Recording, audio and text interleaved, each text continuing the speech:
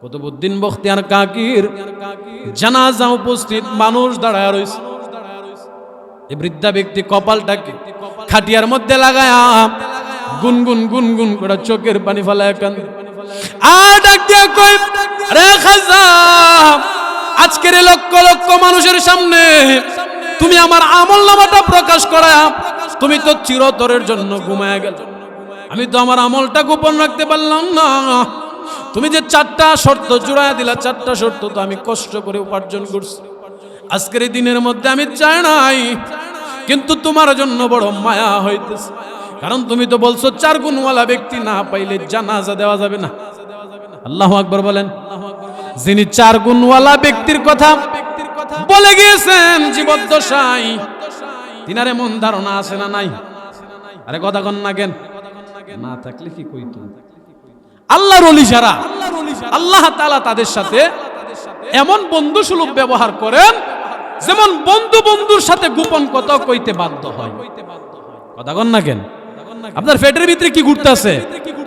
নৈকট্যপ্রাপ্ত বন্ধু যিনি, উনারা যতক্ষণ না বলছেন ততক্ষণ মনটা কি হয় না, ক্লিয়ার হয় না। কথা কন ঠিক না?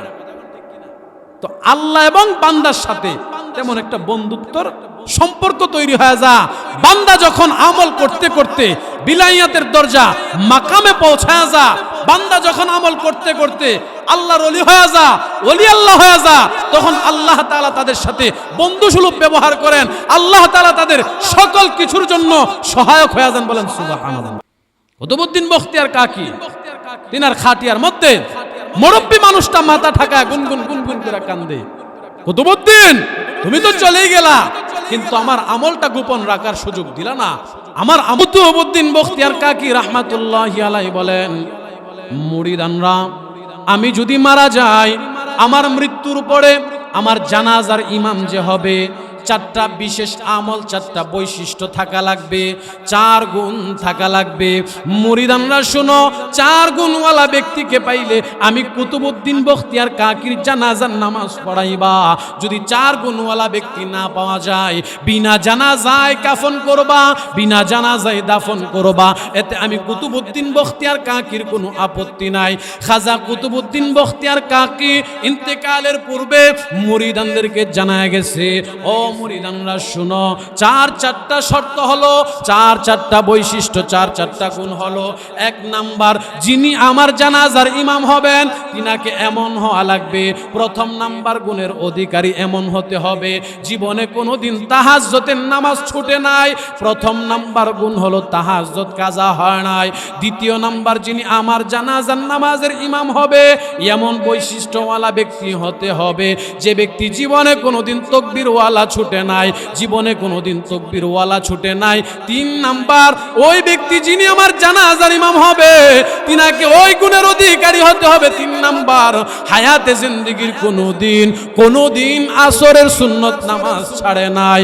4 নাম্বার, আমি ইমাম কুতুবউদ্দিন বখতিয়ার কাকির জানাজার ইমাম যিনি হবেন তিনাকে 4 নাম্বার এমন বুজুর্গ হতে হবে, 2টা চক্ষু দিয়া, 2টা নয়ন দিয়া জীবনে কোনোদিন পরনারীর দিকে তাকায় না, পরনারীর দিকে তাকায় জেনা করে নাই, চোখের জেনা করে নাই।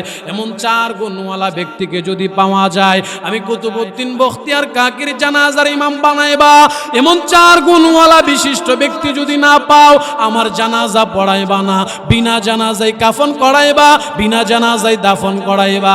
এতে কুতুবউদ্দিন আমার কোনো অভিযোগ নাই, আমার কোনো আফসোস নাই, আক্ষেপ নাই।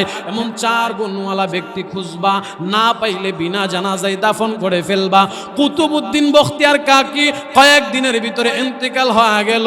কুতুবউদ্দিন বখতিয়ার কাকির সন্তানরা এবং মুরিদানরা তিনাকে কাফনের মধ্যে মুড়ায়া, সাদা কাপড় দিয়া পেঁচায়া, শেষ গোসল করায়া দিল্লির শাহে জামে মসজিদের সামনে নিয়ে উপস্থিত করছে। মুসলমান ভাইরা, আমার মুরব্বী বাবারা, পর্দার অন্তরালের মা বোনেরা, মনের কান লাগায়া কথাগুলো শ্রবণ করেন। ও যুবক ভাই, মুরব্বী বাবা, আমাদের আমলের অবস্থা কি? আর আমাদের বাপ দাদা আকাবির সাহাবীদের আমলের অবস্থা কি ছিল।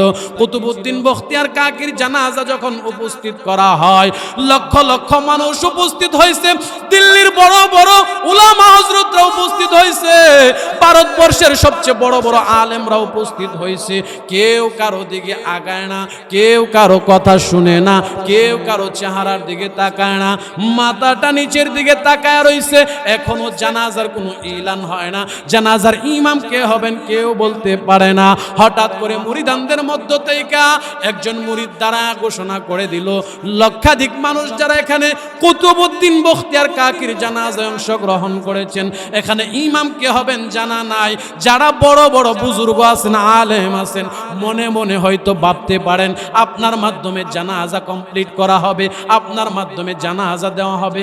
না না, শায়েখ মুর্শিদ যেদিন ইন্তেকাল করবেন, ইন্তেকালের পূর্বে বলে গিয়েছেন, আমার মুরিদানরা যারা উপস্থিত আছো, আমার ইন্তেকালের পরে যিনি আমার জানাজার নামাজের ইমাম হবেন, 4টা গুণ থাকা লাগবে, 4টা গুণ।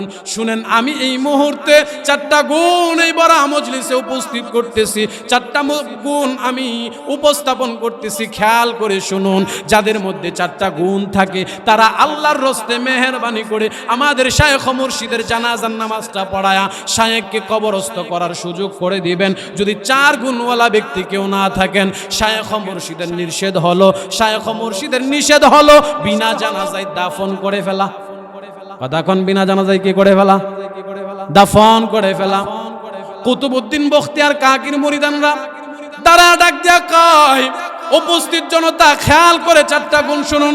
1 নাম্বার, যিনি কুতুবউদ্দিন বখতিয়ার কাকির জানাজার ইমামতি করবেন, তিনাকে এমন হতে হবে হায়াতে জিন্দেগিতে কোনোদিন তাহাজ্জুদের নামাজ ছুটে নাই।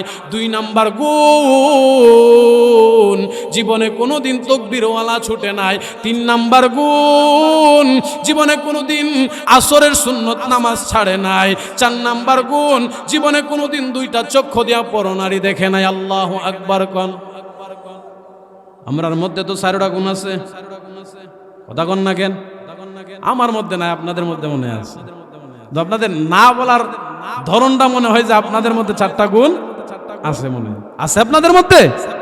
না, আমরা তেমন 4 গুণের অধিকারী হতে। 4 গুণ বড় মজলিসে ঘোষণা হয়ে গেল। উপস্থিত মানুষগুলো ওই সমকালীন সময়ের বড় বড় শাইখুল হাদিস, উস্তাজুল হাদিস, বড় বড় মাদ্রাসার শায়েখরা উপস্থিত, বড় বড় পীর মাশায়েখরা উপস্থিত। এই 4 গুণ কারো মধ্যে নাই। বড় বড় আলেমরা, মুফতি সাহেবদের মাথাগুলো উঁচু, মাথাগুলো নিচু হয়ে গেছে। নিজে তো নিজের আমল সম্পর্কে জানি। আমারে আপনারা যত বড় হুজুরই মনে করেন না কেন, আমার আমল নামার খবর আমার চেয়ে বেশি আপনি জানতেন না, ঠিক না? আমার চারিত্রিকতা, চরিত্র কেমন আমার চেয়ে বেশি আপনি জানতেন না। লক্ষ লক্ষ মানুষ উঁচু মাথাটাকে নিচু করে ফেলছে, কেউ কারো দিকে তাকায় না। কারণ এই 4 গুণের অধিকারী কে হবে? আবার মুরিদানরা ঘোষণা করে দিচ্ছে, 4 গুণ যদি না থাকে, আমাদের শায়েখের নির্দেশ হলো শায়েখকে বিনা জানাজায় দাফন করে ফেলা। এবার কেউ দাঁড়ায় না। দীর্ঘ সময় অতিক্রম হয়ে গেল। দীর্ঘ সময় অতিবাহিত হওয়ার পর পিছন দিক থেকে একজন মানুষ, বড় বৃদ্ধ একজন মানুষ, আস্তে আস্তে সামনের দিকে হাইটা আসছে। মানুষ তার রাস্তা ঘোরা দিচ্ছে। মুরব্বী একজন মানুষ খাজা কুতুবউদ্দিন বখতিয়ার কাকির খাতিয়ার কাছে আইসা কাফনে মোড়ানো চেহারাটাকে ভের করে কপালের মধ্যে একটা চুম্বন খাইছে। আল্লাহু আকবার কইতেন না? কপালের মধ্যে একটা চুম্বন খায় ডাক দিয়া কয়, রে খাজা কুতুবউদ্দিন, জীবনে আমল করছে, এই আমল কাউরে দেখায় নাই, এই আমলের খবর কেউ জানে নাই, জানেন একমাত্র আল্লাহ। আল্লাহু আকবার কোন? রে কুতুবউদ্দিন, তুই এমন কি করলি, এমন কি শর্ত জুড়ায় গেলি যে শর্তর বহির প্রকাশ ঘটাইতে গিয়া আমার আজকে নিজের আমল নামাটা মানুষের সামনে পেশ করা লাগতেছে। কুতুবউদ্দিন বখতিয়ার কাকির জানাজা উপস্থিত মানুষ দাঁড়ায় রয়েছে। এই বৃদ্ধা ব্যক্তি কপালটাকে খাটিয়ার মধ্যে লাগায়া গুনগুন গুনগুন করে চোখের পানি ফেলায় কান্দে। আর ডাক দিয়া কয়, রে খাজা, আজকের লক্ষ লক্ষ মানুষের সামনে তুমি আমার আমলনামাটা প্রকাশ করা, তুমি তো চিরতরের জন্য ঘুমায় গেল। আমি তো আমার আমলটা গোপন রাখতে পারলাম না। তুমি যে 4টা শর্ত জুড়ায় দিলা, 4টা শর্ত তো আমি কষ্ট করে উপার্জন করছি।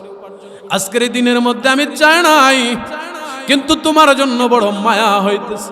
কারণ তুমি তো বলছো 4 গুণওয়ালা ব্যক্তি না পাইলে জানাজা দেওয়া যাবে না। আল্লাহু আকবার বলেন। যিনি 4 গুণওয়ালা ব্যক্তির কথা বলে গিয়েছেন জীবদ্দশায়, তিনার এমন ধারণা আছে না নাই? আরে কথা কন না কেন? না থাকলে কি কইতো? আল্লাহর ওলি যারা, আল্লাহ তাআলা তাদের সাথে এমন বন্ধুসুলভ ব্যবহার করেন, যেমন বন্ধু বন্ধুর সাথে গোপন কথা কইতে বাধ্য হয়। কথা কন না কেন? আপনার পেটের ভিতরে কি ঘুরতেছে? নৈকট্যপ্রাপ্ত বন্ধু যিনি, উনারা যতক্ষণ না বলছেন ততক্ষণ মনটা কি হয় না, ক্লিয়ার হয় না। কথা কন ঠিক না? তো আল্লাহ এবং বান্দার সাথে তেমন একটা বন্ধুত্বর সম্পর্ক তৈরি হয়ে যা, বান্দা যখন আমল করতে করতে বিলাইয়াতের দরজা মাকামে পৌঁছায় যা, বান্দা যখন আমল করতে করতে আল্লাহর ওলি হয়ে যা, ওলি আল্লাহ হয়ে যা, তখন আল্লাহ তাআলা তাদের সাথে বন্ধুসুলভ ব্যবহার করেন। আল্লাহ তাআলা তাদের সকল কিছুর জন্য সহায়ক হয়ে যান। বলেন সুবহানাল্লাহ। কুতুবউদ্দিন বখতিয়ার কাকি, তিনার খাটিয়ার মধ্যে মুরব্বী মানুষটা মাথা ঠাকায় গুনগুন গুনগুন করে কান্দে। কুতুবউদ্দিন, তুমি তো চলেই গেলা, কিন্তু আমার আমলটা গোপন রাখার সুযোগ দিলা না, আমার আমলটা জহির করার সুযোগ, আরে প্রকাশ করার সুযোগ করে দিয়ে গেছো। আজকের এই দিনে আমি যদি আমলটা প্রকাশ না করি, বিনা জানাজায় তোমার দাফন হবে। আমার মন কান্না করতেছে, কেমনে রে কুতুবউদ্দিন বখতিয়ার কাকির মতো এমন একজন বুজুর্গ বিনা জানাজায় দাফন হবে, আমি পারলাম না। আমার যদিও আল্লাহ পাক নারাজ হয়ে যা, কিন্তু আমি এই মুহূর্তে কুতুবউদ্দিন বখতিয়ার কাকির প্রতি মায়া আর আন্তরিকতা দেখায়া জানাজায় আমি আমার 4টা আমল পেশ করে জানাজার ইমাম হওয়ার জন্য উপস্থিত হয়েছি। সুবহানাল্লাহ। কুতুবউদ্দিন বখতিয়ার কাকির জানাজা শুরু হয়ে গেল, জানাজা কমপ্লিট হয়ে গেল। মানুষগুলো একজন আরেকজনকে পিছন থেকে বলতেছে, কে রে জানাজার ইমাম হইল? 4 গুণ কে হাসিল করলো, কার মধ্যে আসলো? সামনে থেকে আওয়াজ আসে, সাধারণ কোনো মানুষ নয়, তিনি আবার বড় কোনো বুজুর্গ আলেম নয়। আল্লাহু আকবার কোন? শাইখুল হাদিসও নয়, মুফতি মুহাদ্দিসও নয়, হাফেজে কুরআনও নয়। ও মিয়া, এমন এক মানুষ যিনার নাম হলেন শামসুদ্দিন আলতামাস রাহমাতুল্লাহি আলাইহি, যিনার দায়িত্ব ছিল রাজত্ব পরিচালনা করা। আল্লাহু আকবার। আওয়াজটা কম হয়েছে, জুড়ে কোন আল্লাহু আকবার। শামসুদ্দিন আলতামাস রাহমাতুল্লাহি আলাইহি জামানার একজন শ্রেষ্ঠ শাসক ছিলেন। আমরা শাসকের মতো কথা কন না করে, আমরা শাসক নিজের মুখ দিয়ে আমলনামা পেশ করে। কেমনে কয়? আমি কোটি টাকার মালিক হইছি এমনটা নয়, আমার পিয়ন 400 কোটি টাকার মালিক। বুঝেননি কথা? পিয়ন যদি 400 কোটি টাকার মালিক হয়, শাসক না জানি কত হাজার কোটি টাকার মালিক, আল্লাহ ভালো জানে। বুঝেননি কথা? এক সমর রাজা বাদশারা ছিল আল্লাহর খাস বান্দা। তারা শুধু বাদশাহী করতে এমনটাই নয়, তাদের শাহী মসজিদ গুলার ইমাম ও খতিবের দায়িত্ব জিম্মাদারি তারা পালন করতো। সুবহানাল্লাহ। কিন্তু আজকে আমরা কই কি, মৌলবীরা যদি একটু উচিত কথা বলে, হক কথা বলে, সত্য কথা বলে, হকের পক্ষে সত্যের পক্ষে বলিষ্ঠ কণ্ঠস্বর দেওয়ার চেষ্টা করে, আমরা এই মৌলবীরে দমন করার লাইগা জঙ্গি ট্যাগ লাগায় দেই, মৌলবাদী ট্যাগ লাগায় দেই, শিবির ট্যাগ লাগায় দেই, আরো যত অপবাদ আছে সবগুলা দিয়া চেষ্টা করি এই মৌলবীরে কেমনে ডাউন রাখা যা। কারণ এ মৌলবী যদি পার্লামেন্টে যা, এ মৌলবী যদি সংসদ ভবনে যা, সত্য কথা, সুদকে হারাম, ঘুষকে হারাম, হালাল পন্থা কোনটা, হারাম পন্থা কোনটা, ফাই ফাই কইরা কড়াই গন্ডা হিসাব কইরা বইলা দিব। এই জন্য আমরা মৌলবীরে পবিত্র জায়গা সংসদের মতো এমন দামি জায়গাতে নিতে রাজি নাই। বুঝেননি কথা? না নেওয়াতে ক্ষতিকার এ জাতির মুসলমানদের ক্ষতি, এ জাতির নিরহ মানুষদের ক্ষতি। হাজার হাজার লাশ। আশ্চর্য লাগে, আমি মাঝে মাঝে প্রায় সময় বলি, আরে আমরা সাধারণ মানুষ যারা, আমাদের মতোই তো তাদের মনুষ্যত্ব আল্লাহ দিয়া তৈরি করছেন, যারা আজকে জুলুম জবরদস্তি করছে, মানুষকে জেল দিছে, ফাঁসি দিছে, মামলা মুকদ্দমায় হয়রানি করছে। এই মানুষগুলা কি একটা বার নিজের কবরের কথা চিন্তা করলো না? একটা বার আখিরাতের কথা চিন্তা করলো না? মাঝে মাঝে আমার মধ্যে প্রশ্ন জাগে, আমাদের মতো তো আল্লাহ তাআলা তাদেরকেও মনুষ্যত্ব দিয়েছেন। আজকে আমাদের মনুষ্যত্ব দিয়া আমরা যদি অন্যায়ভাবে কাউকে একটা চড় দেই, কাউকে একটু আঘাত করি, প্রহার করি, বারবার চিন্তায় চিন্তিত, রাত্রে ঘুম হয় না।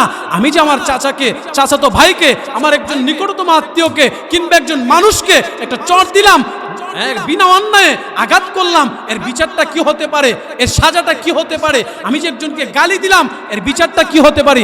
এই যে ভয় আমাদের অন্তরে কাজ করে, আফসোস জালেমদের অন্তরে কোনোদিন কাজ করলো না।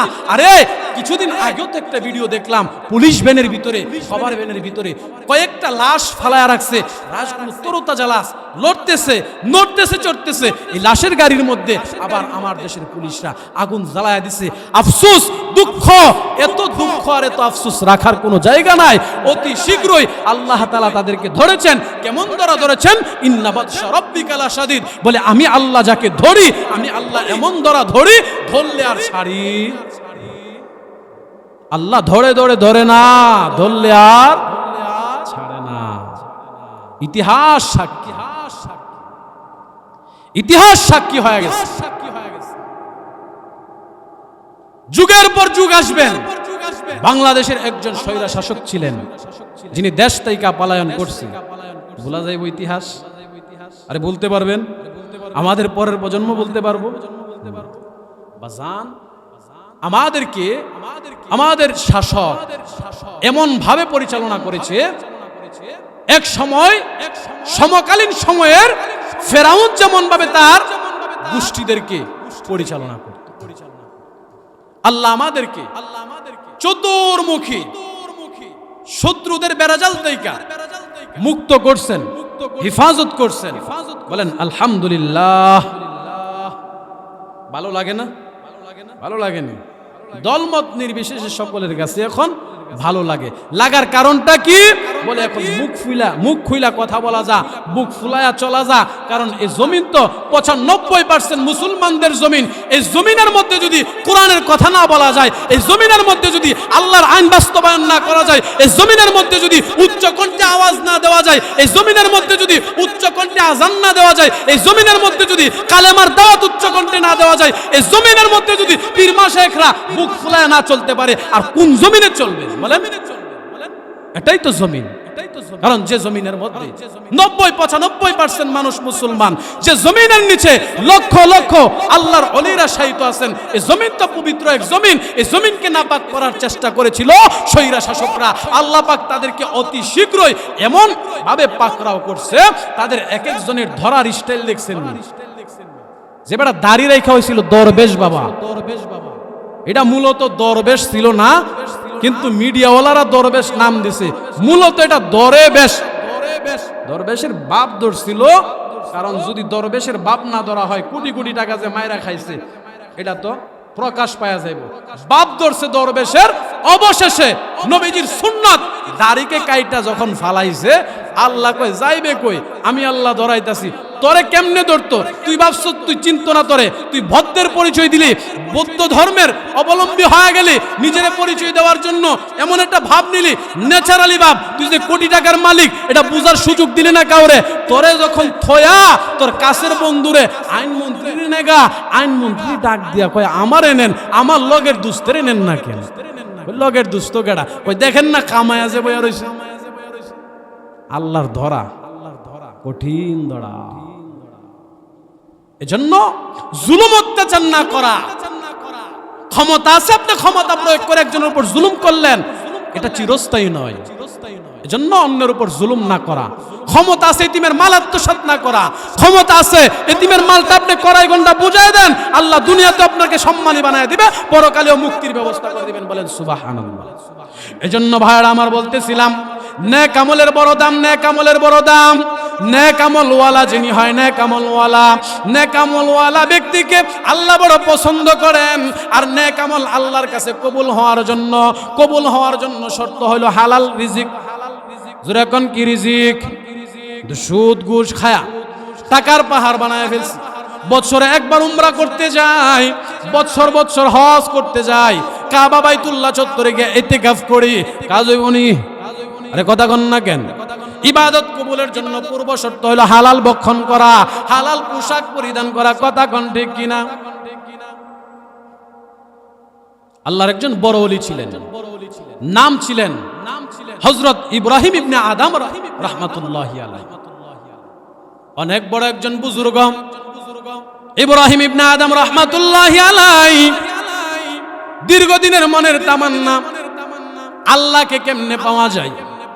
রাজ দরবারে রাজকীয় পরিবেশে থাইকা তো আল্লাহকে পাওয়া যাবে না, কারণ রাজ সিংহাসনে বসলে সিংহাসনের একটা পাওয়ার শরীরের মধ্যে ভর করে। খেয়াল করে দেখবেন, পুলিশের শরীর থেকে পোশাক খুইলা ফেললে পাওয়ার থাকে না। পোশাক যখন ইউনিফর্ম যখন শরীরে থাকে পাবো আলাদা। কথা কোন ঠিক কিনা?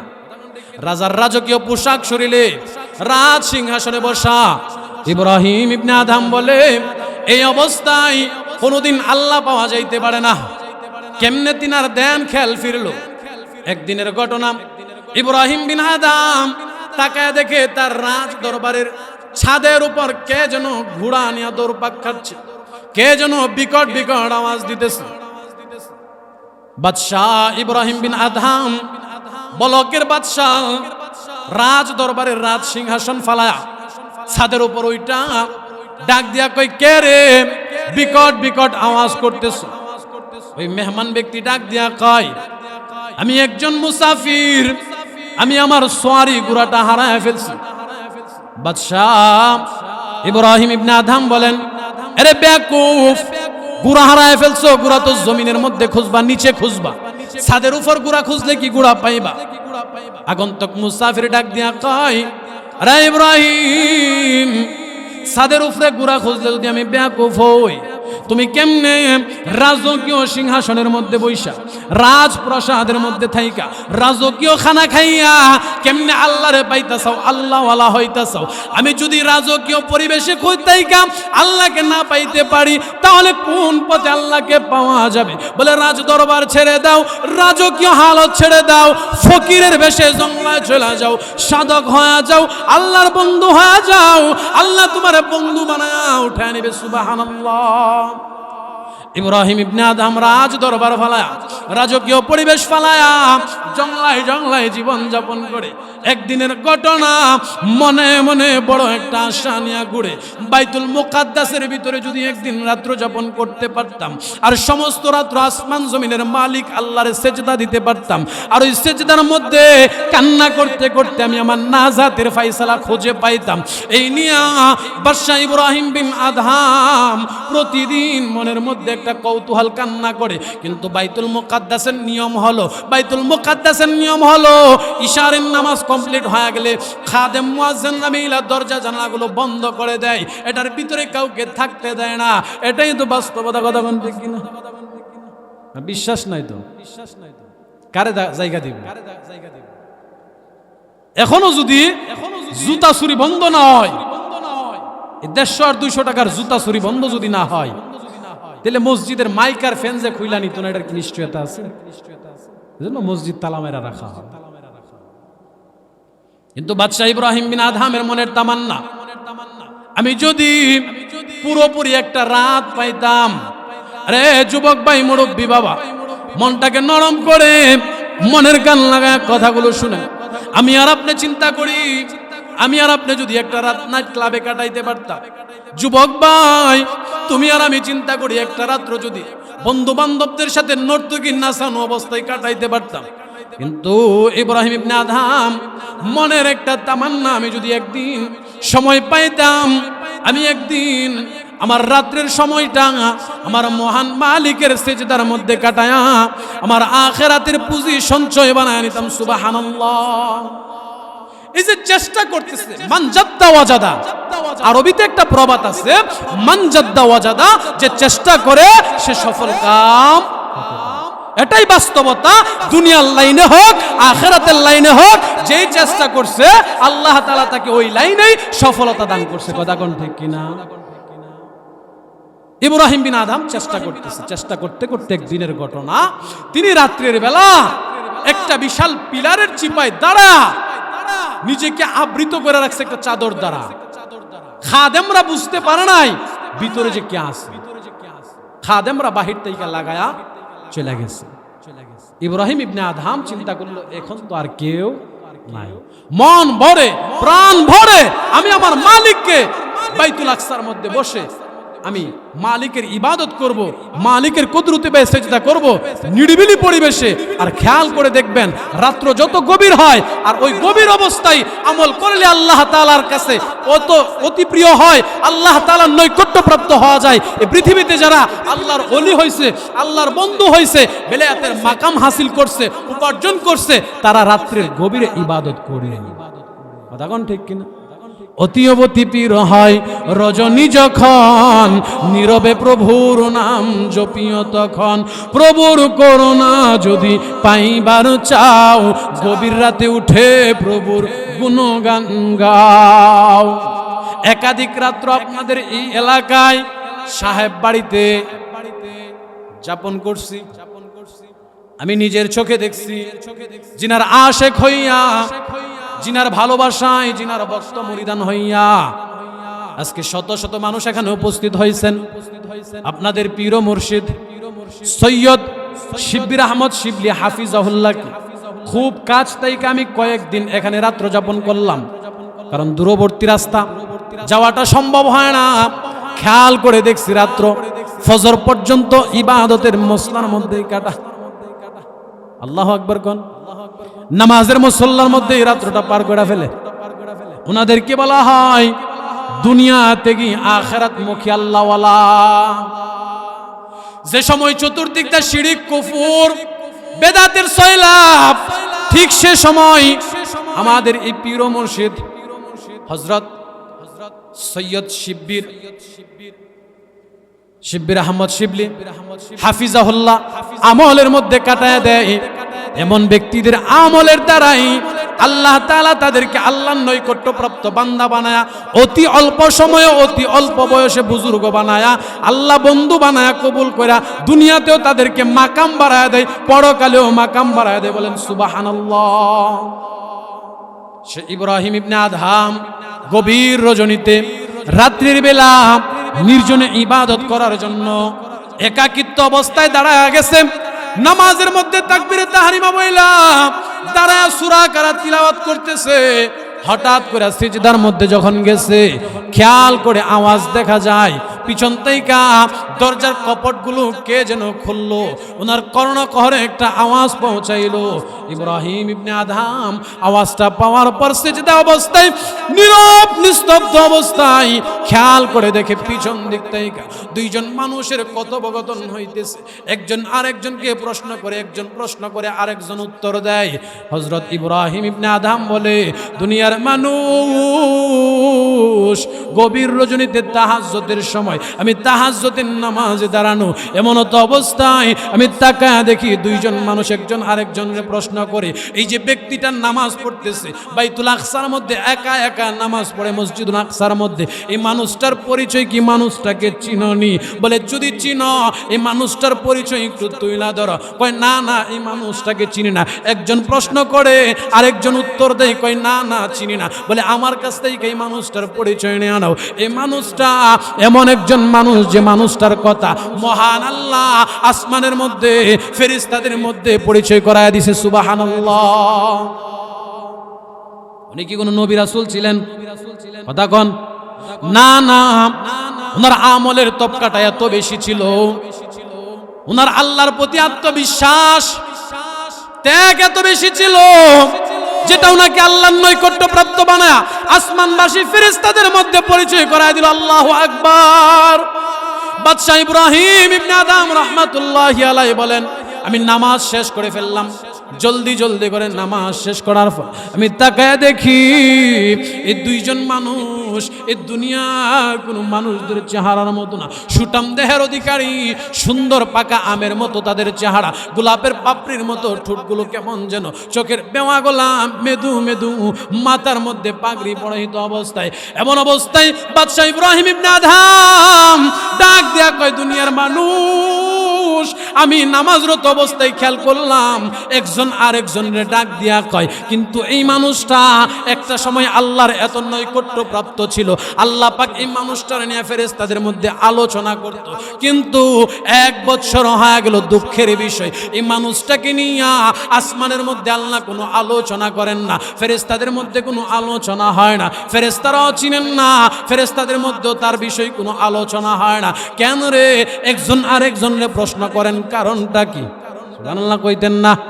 আল্লাহর বন্ধু যারা নেটওয়ার্কের বাইরে যদি বেশিক্ষণ থাকে আল্লাহ সহ্য করে না, অতি তাড়াতাড়ি তাদেরকে নেটওয়ার্কের ভিতরে অর্থাৎ আওতা দিনের ভিতরে নিয়ে আসে। কথা কোন ঠিক কিনা? বাদশাহ ইব্রাহিম ইবনে আদহাম বলেন, দুনিয়ার মানুষ, আমি খেয়াল করে দেখলাম একজন আরেকজনের প্রশ্ন করে আবার কারণ ওনারাই বাতায় দেয়। তার মানে আমি বুঝতে পারলাম তারা দুনিয়ার কোনো সাধারণ মানুষ নয়, দুনিয়ার কোনো মানুষ নয়, তারা আল্লাহর নূরের তৈরি ফেরেশতা। আমার ভুল সংশোধনের জন্য আমার আল্লাহ তাদেরকে মানব রূপ দান করায় বাইতুল আকসার মধ্যে পাঠাইছে। সুবহানাল্লাহ। তারা কিন্তু ফেরেশতা। বলেন তারা কি? ফেরেশতা। বাদশাহ ইব্রাহিম ইবনে আদহাম বলেন, একজন আরেকজনের প্রশ্ন করেন, কি কারণে এই মানুষটার ইবাদত আল্লাহর কাছে 1 বছর যাবত উঠে না, আসমান পর্যন্ত আরশে আজিমে কেন ইবাদত যায় না? কারণটা কি? কারণটা শুনবেননি? শোনার দরকার আসেনি?